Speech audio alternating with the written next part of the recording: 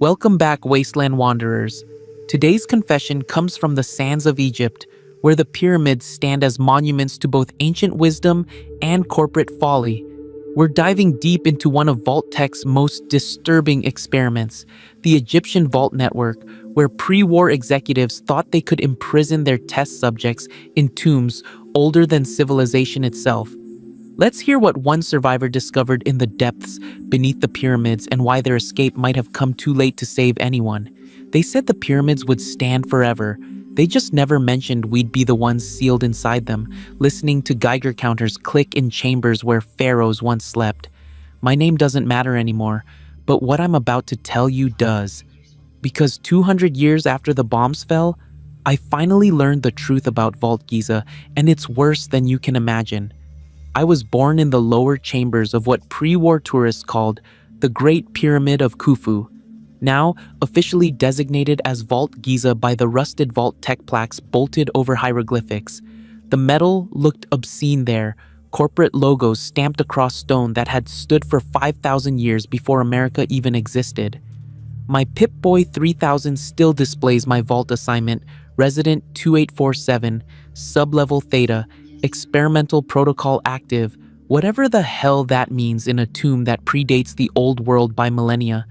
Growing up, they taught us we were the lucky ones, the overseer, a man whose grandfather had been selected by Vault-Tec executives themselves, would gather us in the Grand Gallery, that massive corbelled passage soaring 26 feet high, and tell us how fortunate we were. Chosen to preserve human civilization in structures that had already survived 5,000 years, now reinforced with pre-war radiation shielding and concrete poured directly over limestone blocks that weighed 2.5 tons each. The vault experiment was simple on paper.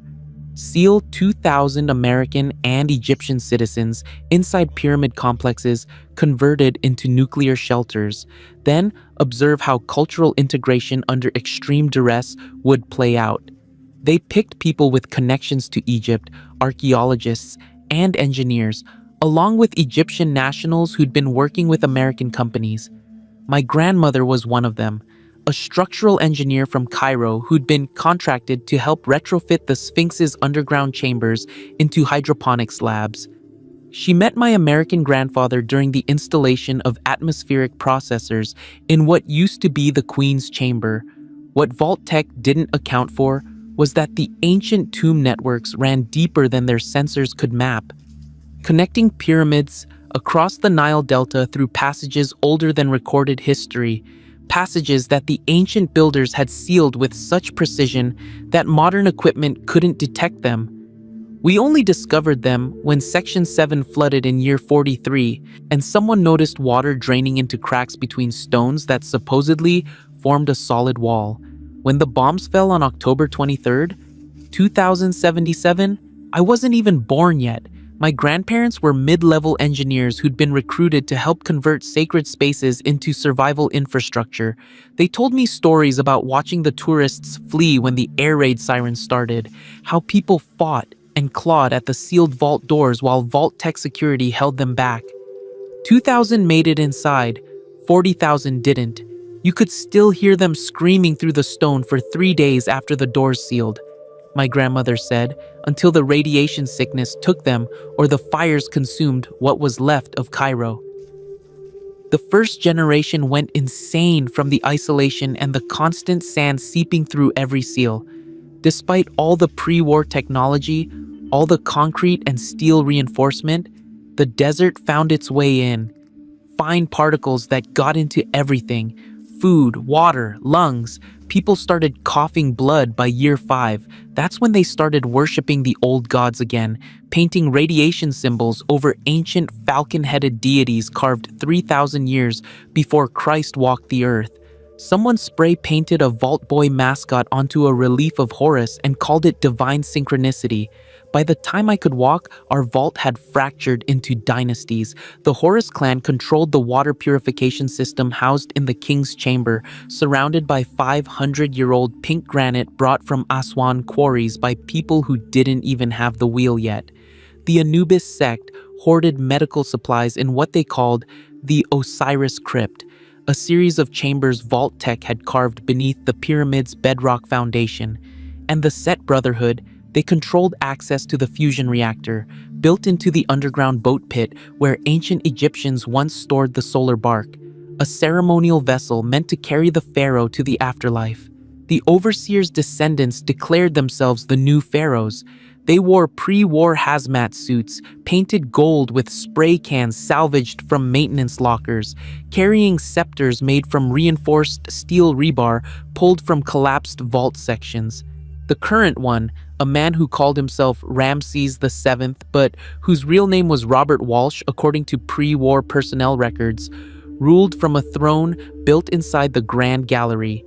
He'd found a power armor chassis in a Vault-Tec storage depot, one of those things the Brotherhood of Steel used to wear, and had it painted in lapis lazuli blue and electrum gold. Divine right through Vault-Tec bloodline, he claimed.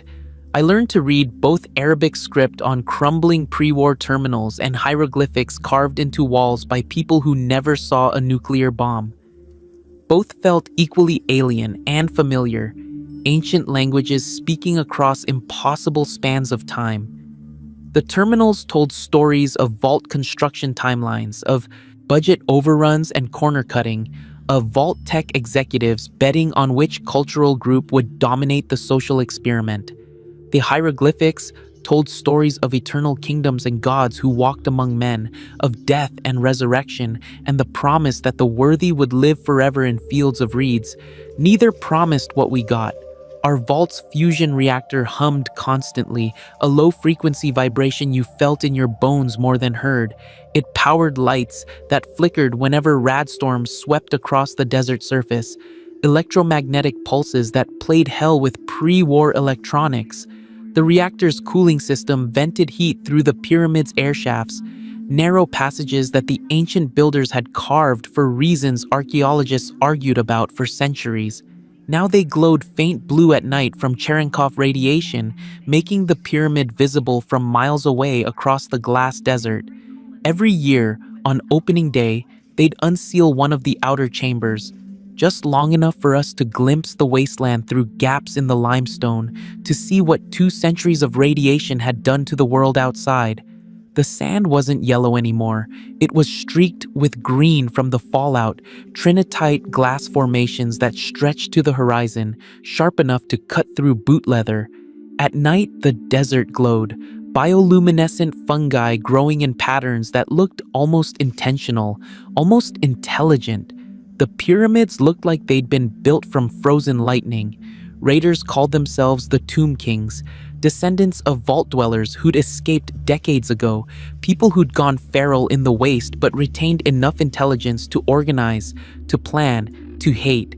They ruled the surface from camps built in the ruins of Luxor and Memphis, areas that had been vaporized in the initial strikes, but somehow remained habitable if you had enough rad resistance and didn't mind the three-eyed Brahmin.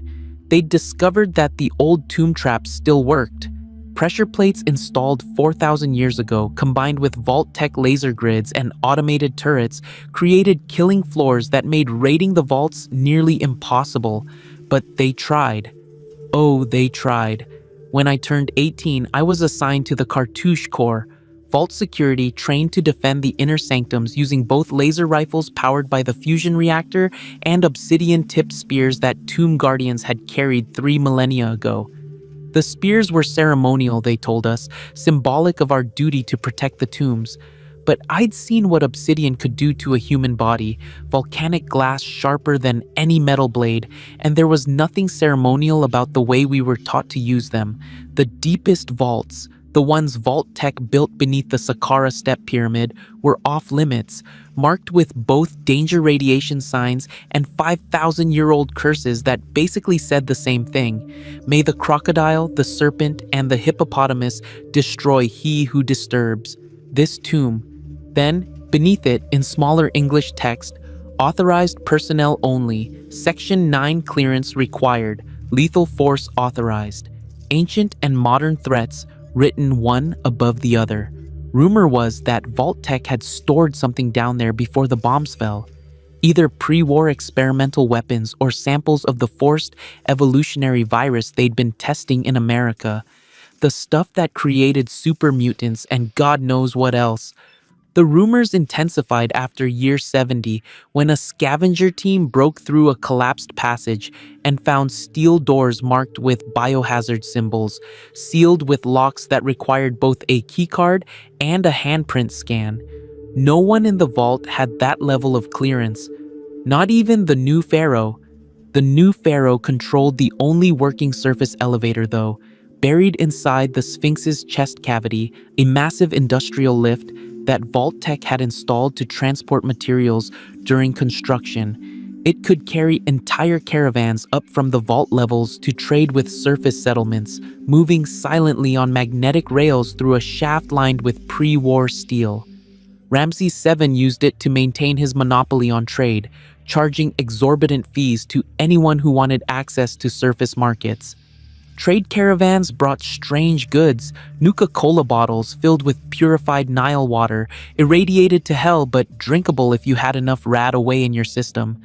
Ancient scrolls that turned out to be pre-war shopping lists and tax documents, worthless except as curiosities. Occasionally, they brought slaves, people captured from other vaults or wasteland settlements, sold to work the hydroponics farms or maintain the filtration systems.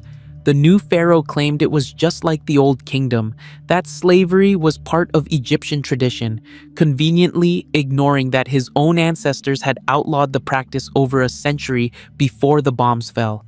If you're still with me after hearing this, hit that like and subscribe button, because what I'm about to tell you next gets so much darker, and I need to know someone out there is listening to this confession, that someone will remember what really happened in Vault Giza, even if I don't make it out of this desert alive.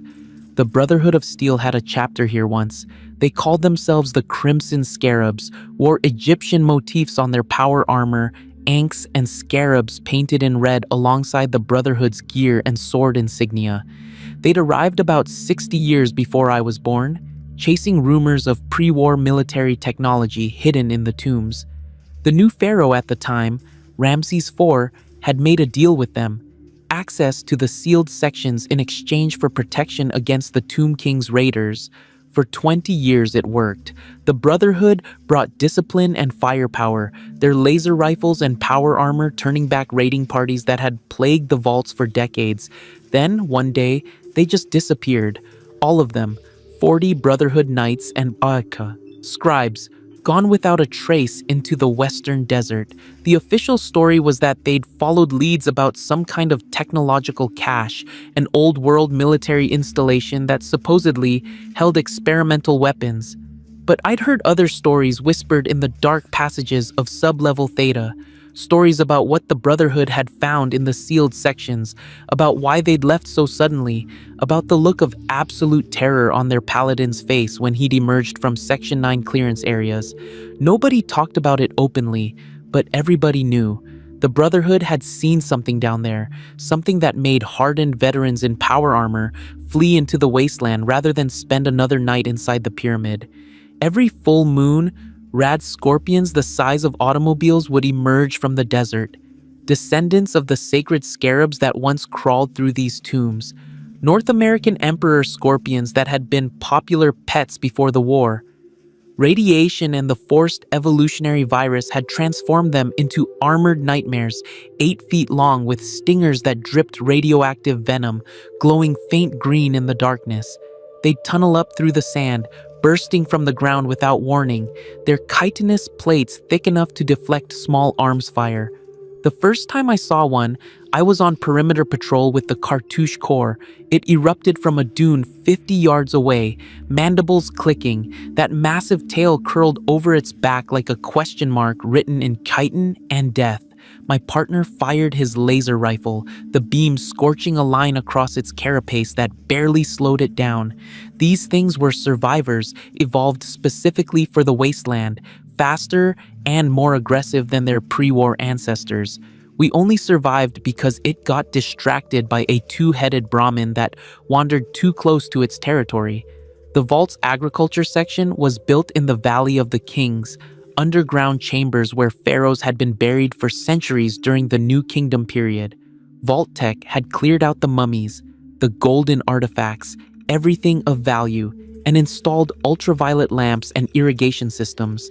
Now wheat and barley grew in tombs that had once held the bodies of rulers whose names echoed through history, tended by workers who'd never seen real sunlight but prayed to Ra anyway, kneeling before crude altars built from equipment crates and decorating them with faded images of the sun disk.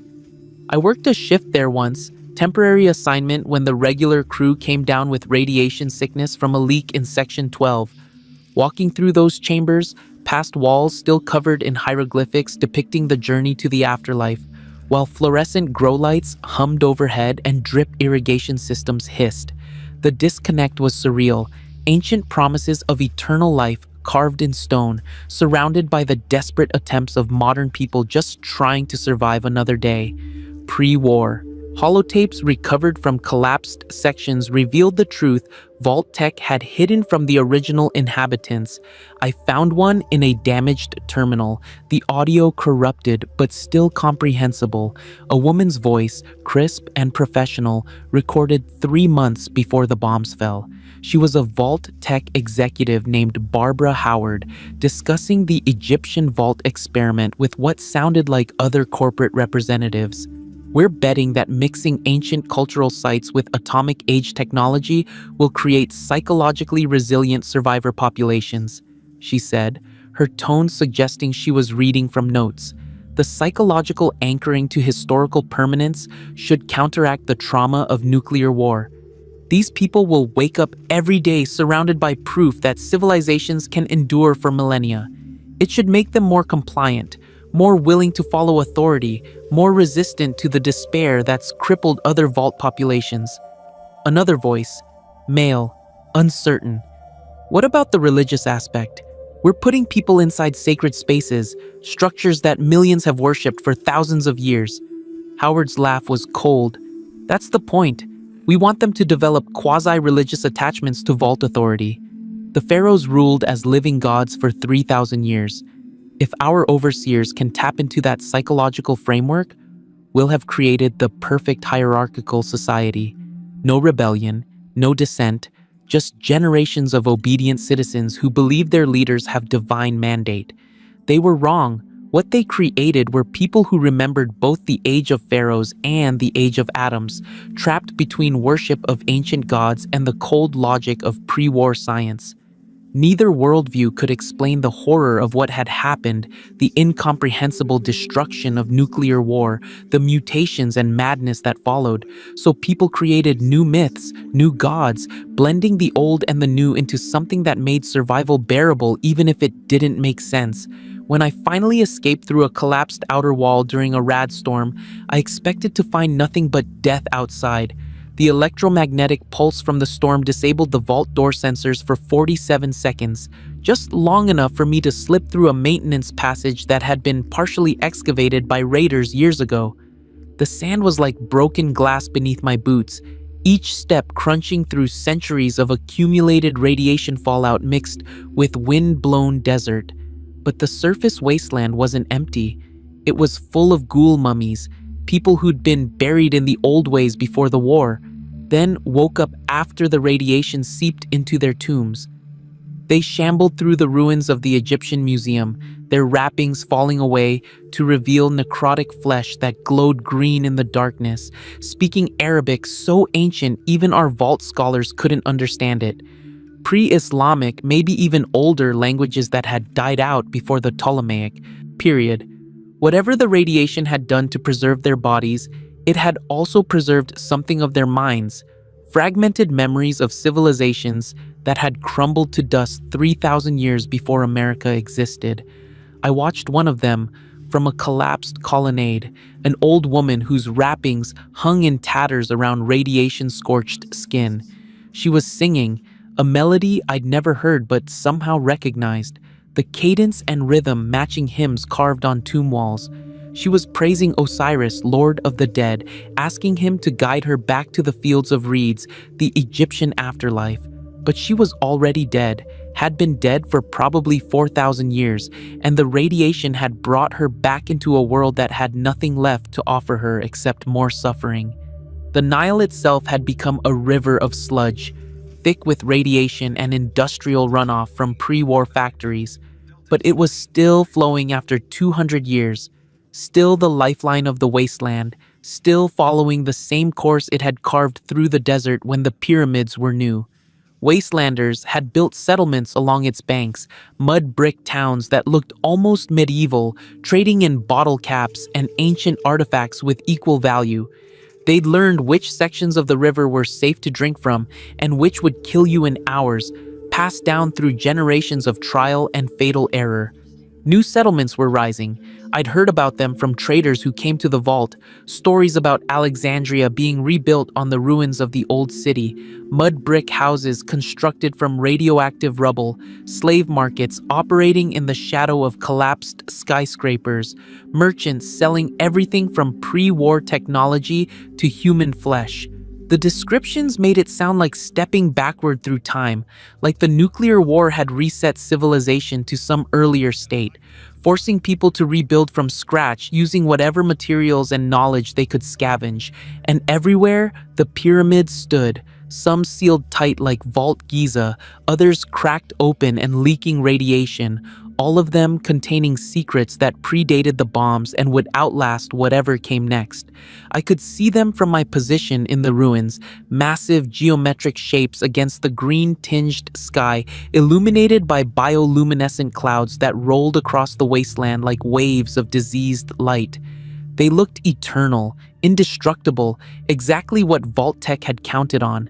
What they hadn't counted on was what would happen to the people inside them. I need to tell you about sub-level Omega, because that's where everything went wrong, where the Vault experiment became something else entirely, something Vault-Tec never intended, or maybe they did and just didn't tell anyone. I discovered it 3 months before my escape, during a routine security patrol in restricted sections. The Cartouche Corps had access to areas regular Vault dwellers never saw, passages that went deeper than official maps showed. Following the ancient tunnel networks, the pre-war builders had found and tried to seal. We were checking radiation seals in Section 14, 400 feet below the pyramid's base, when my Geiger counter started screaming. Not the slow click-click of ambient radiation, but a sustained shriek that meant lethal exposure, the kind of dose that would kill you in hours, even with Radaway.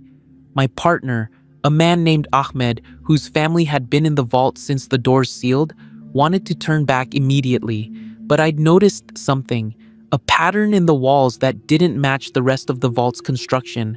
The stones were older, not Vault-Tec concrete or even the limestone blocks the ancient Egyptians had used for the pyramid proper, but something else, something that looked like it had been placed when the ground was new.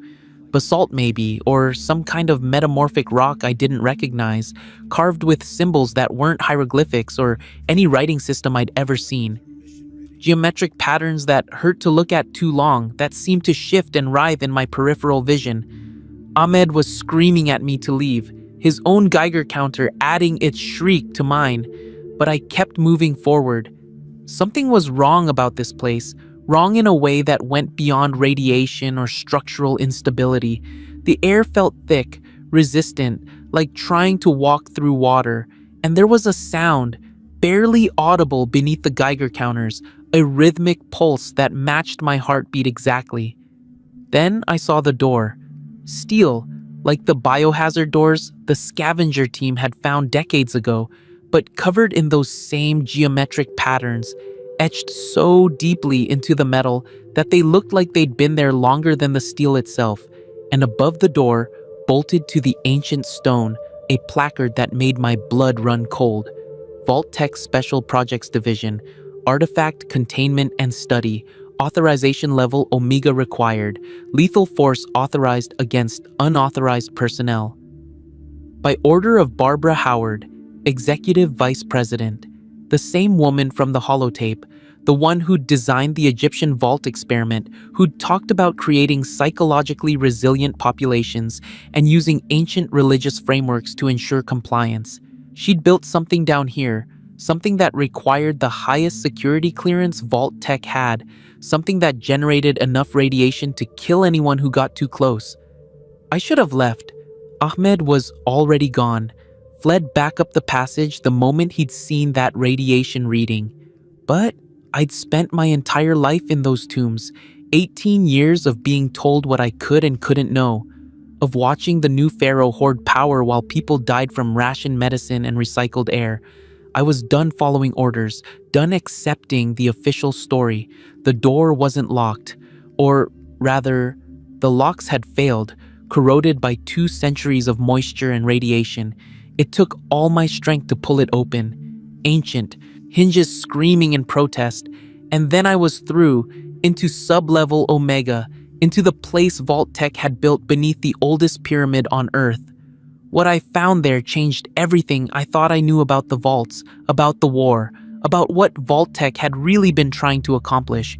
Because the chamber wasn't a containment facility or a storage depot, it was a temple.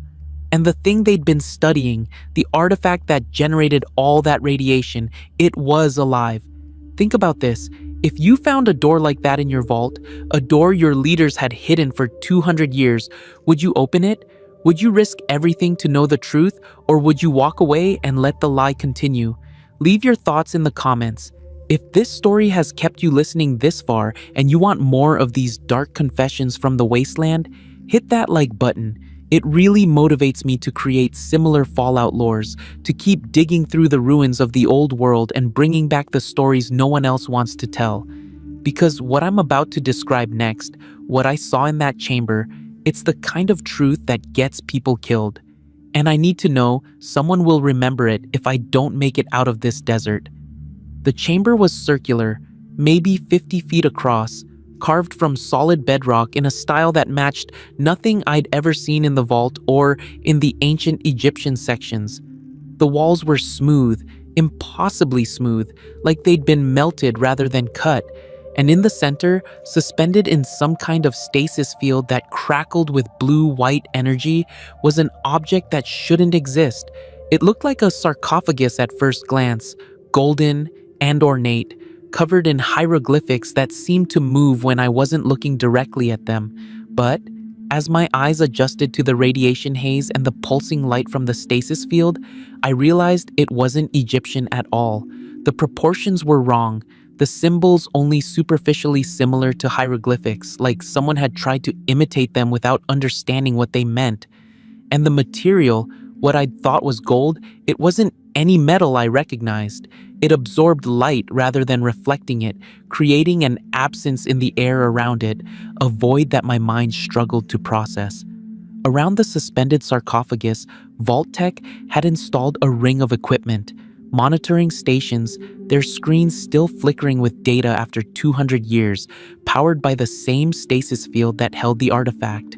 Radiation sensors, spectral analyzers, devices I couldn't identify with functions I couldn't guess, and everywhere, plastered across the walls and equipment, warning signs in a dozen languages: danger, extreme radiation hazard, do not approach, authorized personnel only, lethal force authorized. But the most disturbing thing was the bodies.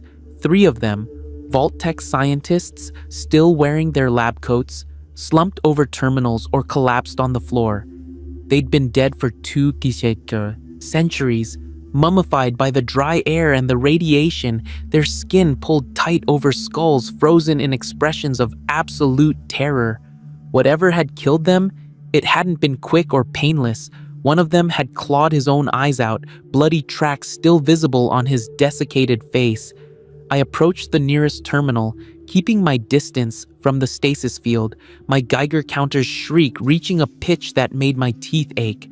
The screen displayed a repeating loop, some kind of automatic recording that had been playing for 200 years. I touched the keyboard and the loop stopped, replaced by a file directory labeled Project Eternal Pharaoh, classified Omega level, eyes only for Executive Oversight Committee. The files were extensive, hundreds of documents and video logs, research notes, and experimental data spanning decades before the bombs fell. I started with the earliest entry, dated January 15th, 2049, 28 years before the Great War. The author was Dr. Hassan Khalid, chief archaeologist for Vault-Tec's Egyptian operations, a man whose name I recognized from plaques in the upper vault sections. "We've made an extraordinary discovery in the unexplored chambers beneath the Saqqara Step Pyramid," he'd written, his words clinical despite the obvious excitement. "During excavation for the vault's foundation, our equipment detected an anomalous energy signature approximately 200 meters below the surface, in a chamber that predates the pyramid by at least 1,000 years, possibly much longer. The chamber appears to have been deliberately sealed by the pyramid's builders, filled with over 300 tons of granite blocks and protected by architectural features designed to prevent access." The next entry, 3 months later, described breaking through to the chamber and finding the artifact. "It defies analysis," Khalid wrote, his tone shifting from excitement to something else, something that sounded like fear, barely held in check. "Carbon dating is impossible. The object appears to exist outside normal spacetime, phasing in and out of measurable reality. Spectroscopy reveals elements that shouldn't exist, isotopes with decay rates that violate known physics. And the radiation signature, it's not gamma or beta or any form of ionizing radiation we understand. It's something else, something that interacts with biological tissue in ways we can't predict or control."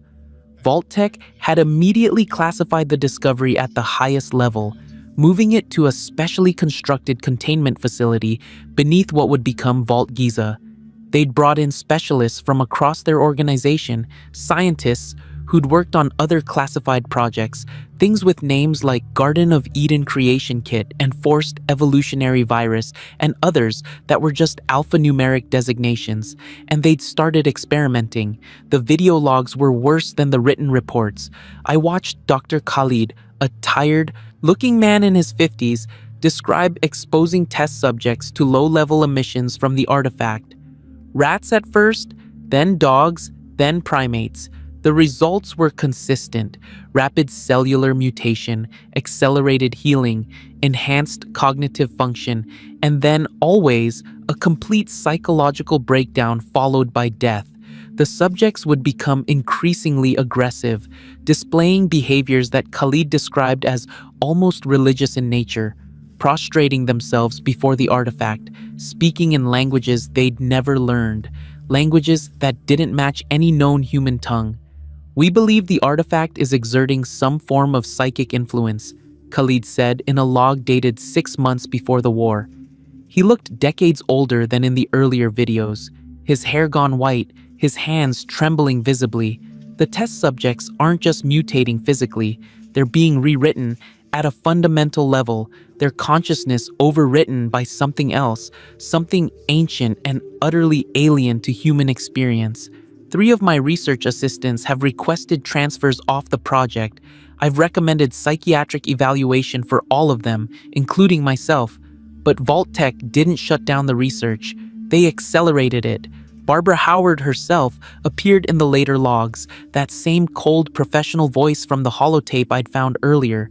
She was talking about applications, about using the artifact's influence to create enhanced soldiers, perfect workers, compliant populations that would rebuild civilization according to Vault-Tec's specifications.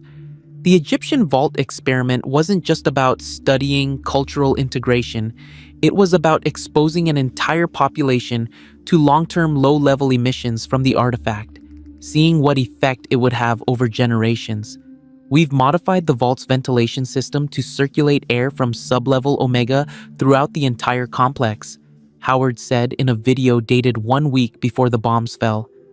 The exposure levels will be minimal, far below what causes acute symptoms, but sustained over decades, it should produce measurable psychological effects, increased suggestibility, enhanced respect for authority, a tendency toward religious thinking that we can channel into loyalty to Vault leadership.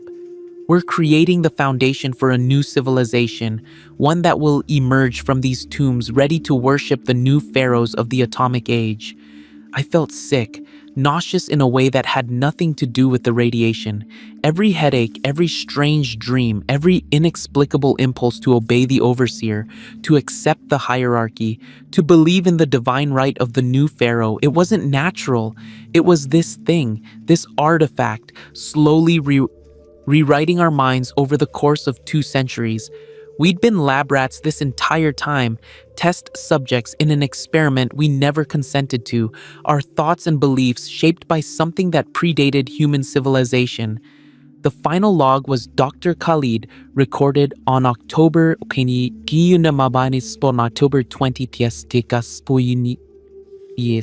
3rd, 2077, the day the bombs fell. He was alone in the chamber. The only other person visible was a colleague collapsed at a terminal in the background. Khalid looked directly into the camera, his eyes bloodshot, his face gaunt and drawn. "If anyone finds this, you need to understand what Vault-Tec has done," he said, each word carefully enunciated despite obvious exhaustion.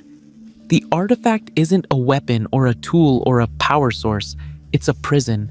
The ancient Egyptians found it, recognized what it was, and built the pyramids to contain it, layer upon layer of stone and mystical protection to keep it sealed away from the world. They understood that some things should never be disturbed, that there are forces older and more terrible than human comprehension." He coughed, blood flecking his lips. "We opened the prison. We studied what was inside, and now it's awake, reaching out through the ventilation systems, through the stone itself, touching the minds of everyone in these vaults. The bombs are falling right now.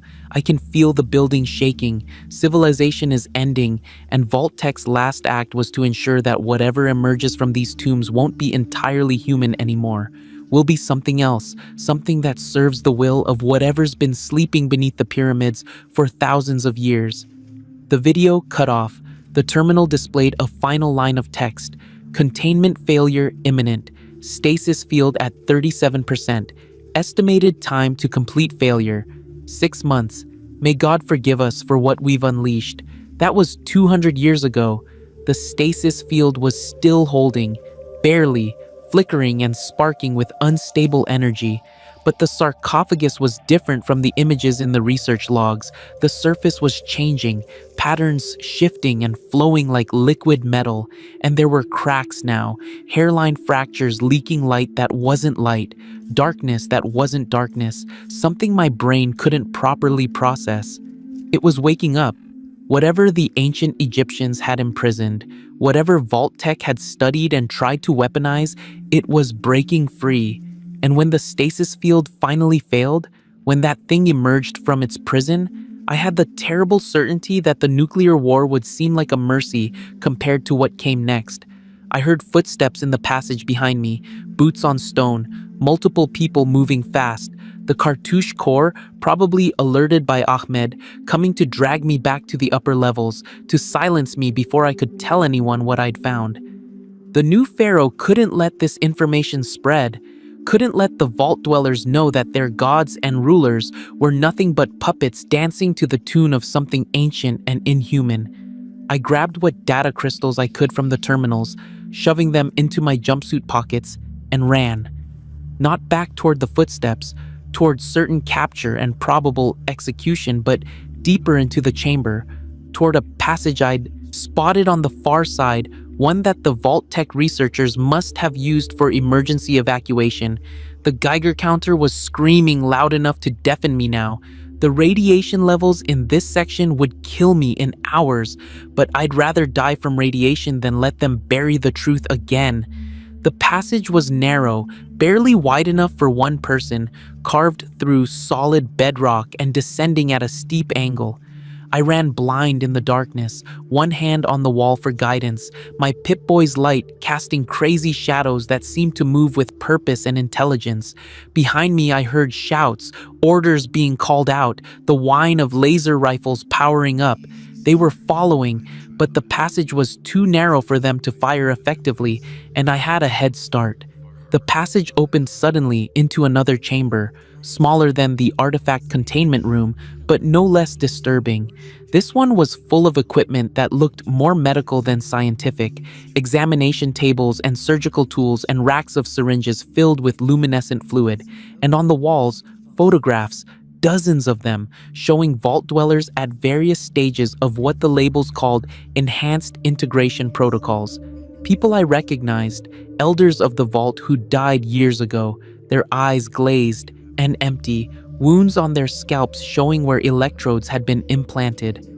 Vault-Tec had been doing more than just exposing us to ambient radiation from the artifact.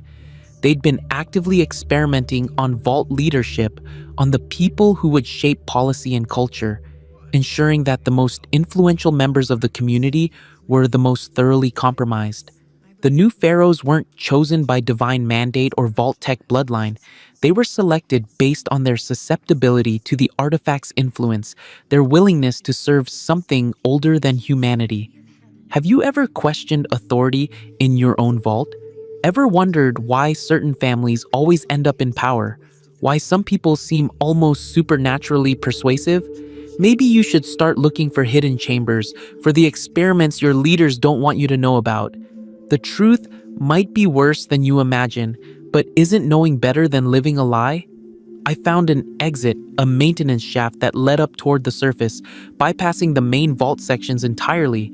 The ladder was corroded, 200 years of moisture and radiation weakening the metal, but it held my weight.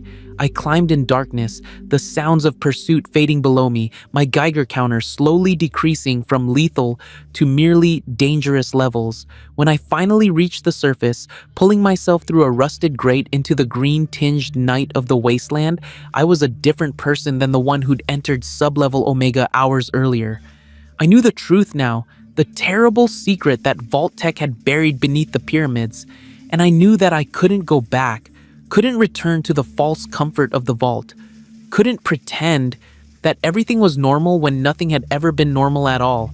The pyramids stood around me, dark geometric shapes against a sky full of radioactive clouds, eternal, indestructible, hiding horrors that had existed before the first human built the first city, and inside them, sealed in stasis fields that grew weaker with each passing year, things that should never have been disturbed waited for their chance to break free. The Wasteland at night is a different world than the one you see during the day. The radiation clouds catch and hold light, glowing with bioluminescence from mutated bacteria that feed on fallout particles. Everything is tinged green and blue, like being underwater, like drowning in slow motion. I walked for hours across the glass desert, each step crunching through trinitite formations that had once been sand, that had been flash-heated to temperatures hotter than the sun's surface when the bombs fell.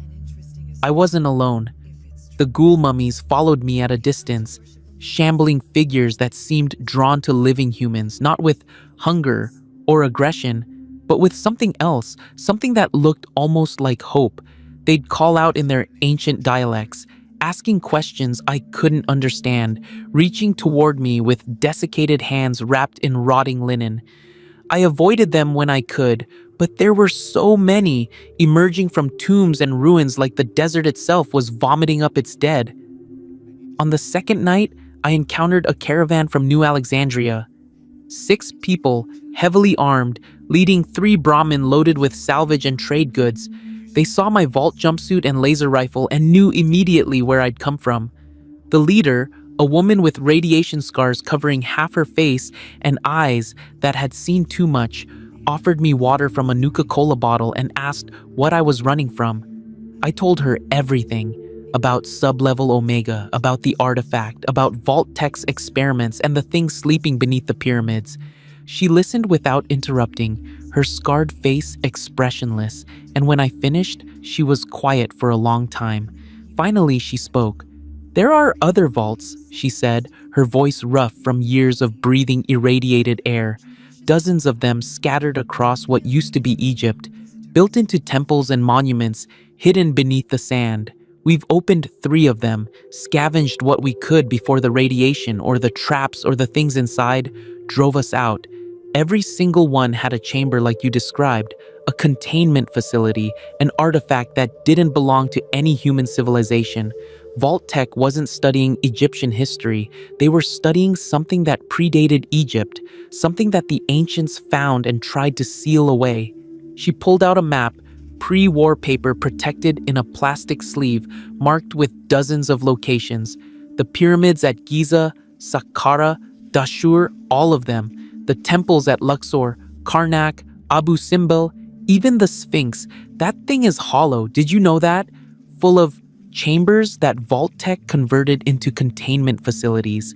They found these artifacts all over Egypt, concentrated in areas the ancient Egyptians considered sacred, and instead of leaving them alone, they built vaults to study them, to weaponize them, to turn them into tools for reshaping humanity.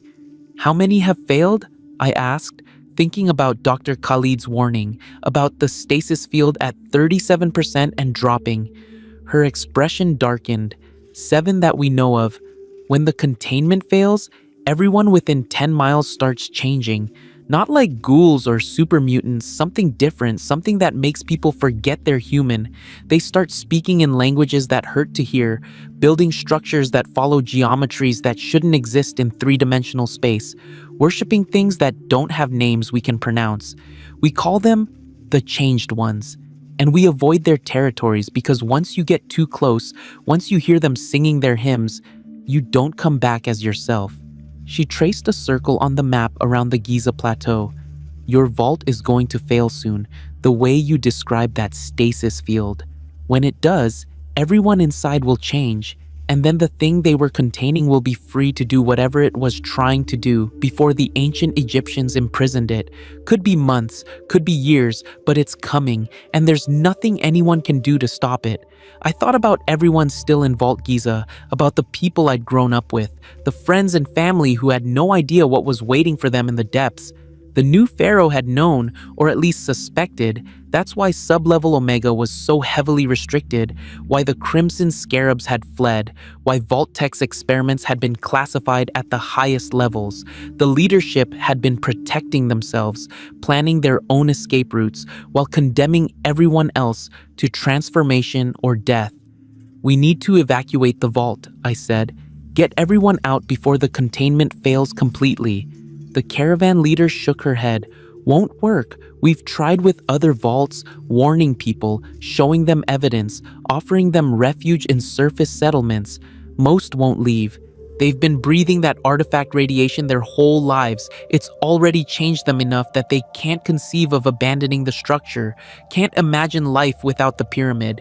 It's like deprogramming a cult, except the programming is written into their neurons at a molecular level. The ones who do leave, who have enough independence left to make that choice, they're usually the youngest, the ones with the least exposure.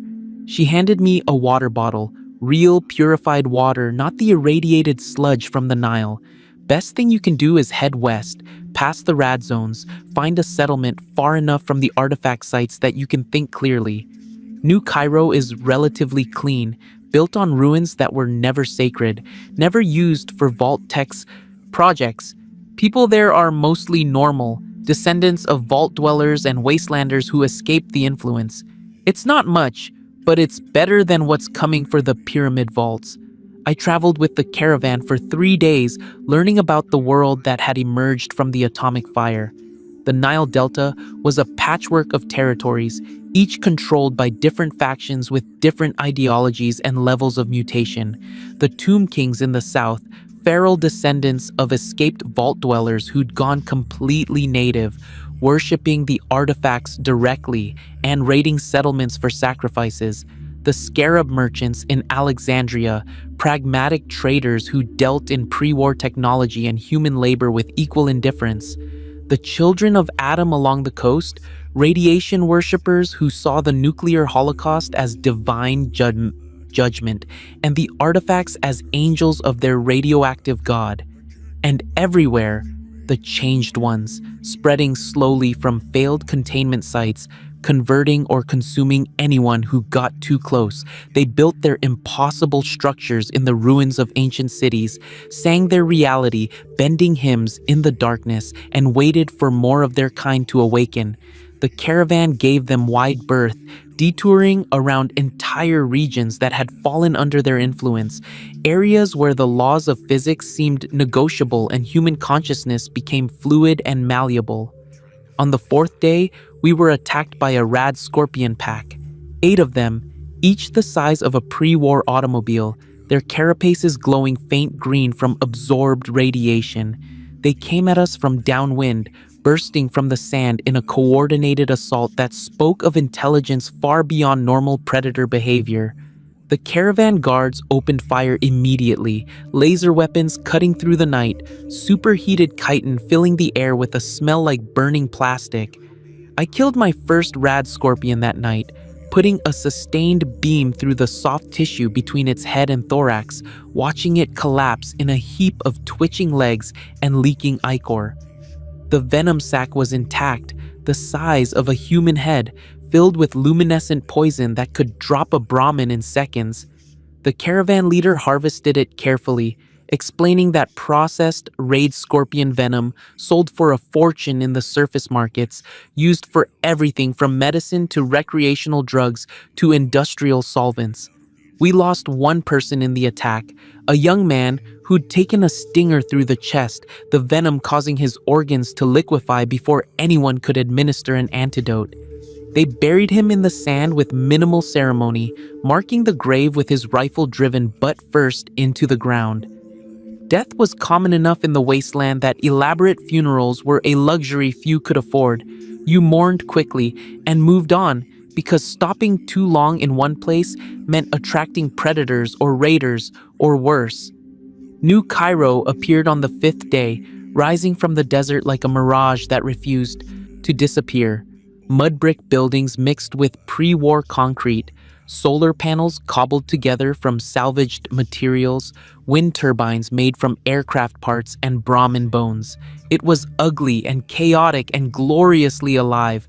3,000 people living without vault walls or pyramid tombs, without artifacts whispering in their subconscious or ancient curses defining their existence. The caravan leader introduced me to the settlement's council, a group of elders who governed through consensus rather than divine mandate or corporate hierarchy. I showed them the data crystals I'd stolen from sublevel Omega, played the video logs, explained what Vault-Tec had done and what was coming when the containment fields failed. They listened with the grim patience of people who'd heard similar stories before, who knew that the pre-war world had left behind horrors that would take generations to fully understand. "We've been tracking the containment failures," one of the council members said, an old man whose grandmother had escaped Vault Karnak before it fell, 7 sites completely lost, another dozen showing signs of instability. The changed ones are spreading faster than we can map their territories. In 10 years, maybe 20, the entire Nile Valley will be their domain. Everyone who stays will be converted or killed, and humanity as we understand it will cease to exist in this region. "So, what do we do?" I asked, feeling the weight of helplessness settle over me like a burial shroud. "We survive," another council member said, a woman who wore a necklace made from pre-war circuit boards. "We document what we can, preserve what knowledge survives, and we run when we have to. The artifacts existed before humans, and they'll exist after humans. Our job isn't to defeat them, it's to make sure that when they finally break free completely, there are still people left who remember what humanity was, who can rebuild far enough away that the changed ones can't reach them."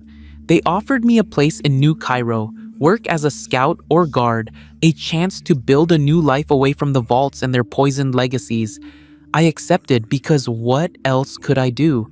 Return to Vault Giza and watch everyone I'd ever known slowly transform into something alien? Walk into the desert and let the radiation or the predators finish what Vault-Tec had started? At least here I could fight, could help others escape, could try to salvage some meaning from the horror. But I think about them sometimes. The people still in the vault, my friends in the Cartouche Corps, the farmers in the Valley of the Kings, even the new pharaoh with his painted power armor and delusions of divinity. They're breathing artifact radiation with every breath, their minds slowly being overwritten by something that sees humanity as raw material for purposes we can't comprehend. And when the stasis field finally fails, when the thing in sublevel Omega breaks free, they'll welcome it with hymns and prayers, believing themselves blessed when they're actually being consumed. The pyramids still stand on the horizon, visible from New Cairo's walls on clear days, eternal monuments to civilizations that built them as prisons and tombs, now serving as incubators for humanity's transformation into something else. Vault-Tec thought they could control these forces, harness them to rebuild civilization according to their corporate vision. Instead, they just accelerated the inevitable, ensured that when the old gods finally returned, they'd find a population already prepared to worship them. I'm recording this confession on a salvaged holotape, one of dozens I've made documenting what I saw in sublevel Omega and what I've learned since escaping. If Vault Giza falls, if the containment fails and the changed ones spread across the delta, at least there will be a record. Someone will know that we tried to fight, that we didn't surrender without resistance, that humanity went down swinging even when the odds were impossible. To anyone listening who's still in a vault, especially vaults built in ancient sites or sacred spaces, check your lower levels. Look for chambers that aren't on official maps, radiation signatures that don't have explanations, locked doors with Omega-level security clearance. If you find something like what I found, don't try to study it or understand it or use it. Run. Get everyone you can out and run as far and as fast as possible, because some prisons were built for good reasons and some doors should stay sealed forever. The sand outside my window is glowing tonight, bioluminescent patterns spreading across the desert like electric veins. The changed ones are singing somewhere in the distance, reality-bending hymns that make my teeth ache even from miles away. And beneath the Giza Plateau, in chambers 400 feet below the pyramid's base, something ancient stirs in its weakening prison, counting down the days until it can reach out and reshape the world in its image. If this confession meant something to you, leave a like. It's the only way I know you liked the video. And if you're planning your own escape from a vault that feels wrong, that has secrets your leaders won't explain, don't wait. Don't convince yourself that everything will be fine, that the pre-war builders knew what they were doing, that your overseer has your best interests at heart. They don't, and they never did. The vaults were never about saving humanity. They were about transforming us into something that could survive what comes next. And what comes next, friends, is going to make the nuclear war look like the opening act. The pyramids have stood for 5,000 years. They'll stand for 5,000 more. The question is whether there will still be humans around to remember why they were built, or if we'll all be changed ones by then, singing hymns in languages that predate speech, serving masters that existed before the first cell divided in Earth's primordial oceans. I survived Vault Giza. I escaped the pyramid's shadow and found something like freedom in the Wasteland. But I'm not free. Not really. Because I know what's coming, what's waking up beneath the sand, and there's nowhere far enough to run when gods older than humanity finally break their chains. The Nile still flows, the desert still kills, and the pyramids still stand, eternal tombs for things that should never have been disturbed. This is my warning. This is my confession. This is the truth that Vault-Tec buried 200 years ago and that I'm bringing back into the light. May it do more good than harm.